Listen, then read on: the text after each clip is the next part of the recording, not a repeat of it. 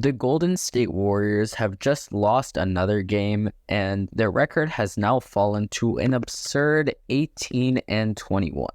They lost tonight's game by 11 with Steph Curry not playing, and honestly, they kind of sold the game at the fourth quarter. And by they, I of course mean Steve Kerr, because he played Dario Saric 34 minutes, and he only had 12 points tonight. Meanwhile, Kuminga had 28 points in 28 minutes off the bench. That's a career high. Honestly, guys, this game just really proved my doubts about the Warriors, and I'm going to be breaking everything down from start to finish.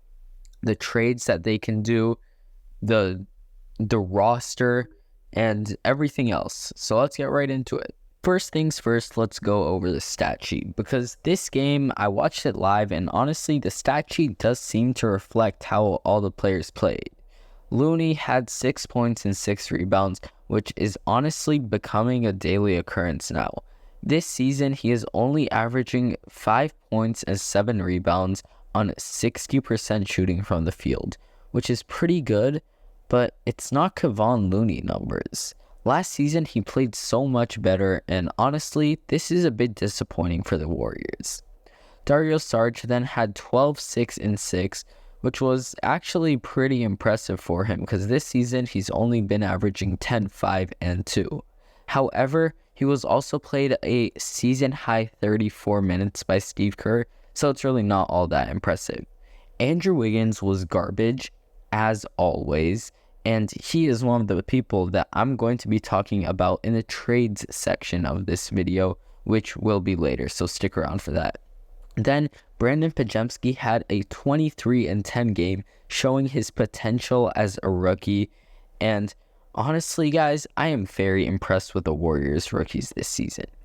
Pajemski has been averaging 9 and 5 in only 24 minutes a night, and when he is on the court, the Warriors are just so much better. He brings energy that is much needed to the team, and he fits right along with the other future of this team, Trayce Jackson-Davis. When Trayce Jackson-Davis plays more than 15 minutes a night, he has put up double figures in every single one of those games. This season, he's averaging 14 minutes with 7 points and 4 rebounds, which, as a center, it might not sound good, but his defense is also phenomenal. Meanwhile, Klay Thompson has been breaking out of a slump the past few games, and the Warriors' situation is just looking better and better.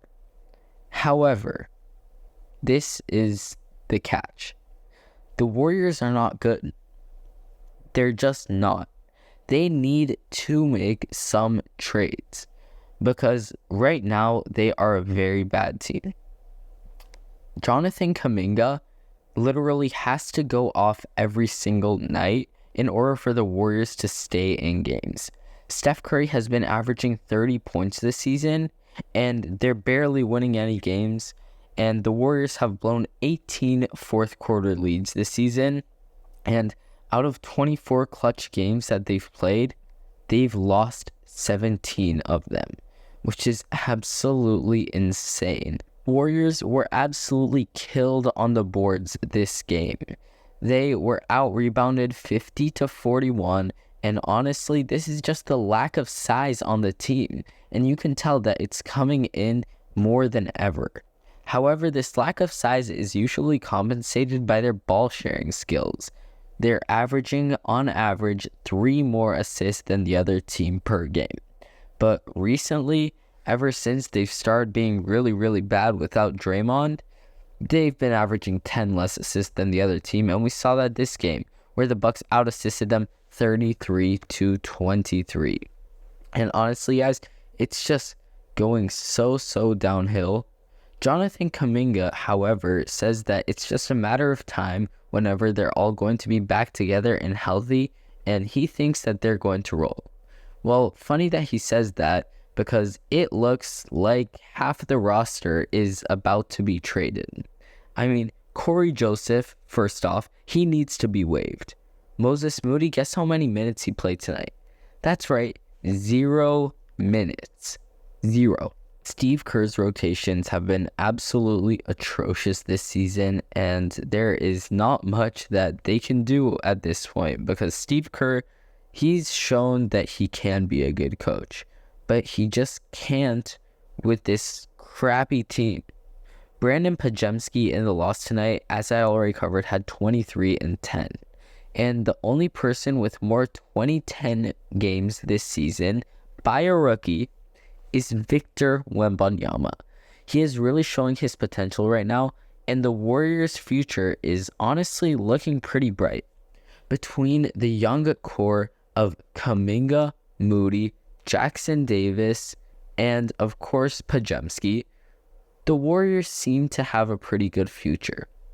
However, they also have Steph Curry, a top 10 player of all time easily, and I would say the GOAT.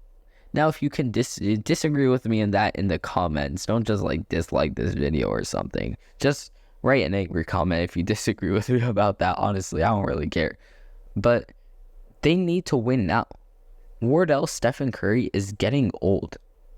The Warriors need to build some pieces around him that can actually do stuff, which is why a lot of trades this season have been looking at getting another star player to play behind Curry.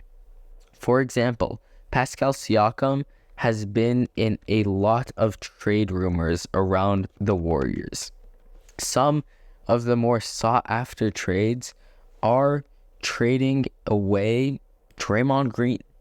And Draymond Green has honestly been a very bad player for the Warriors this season.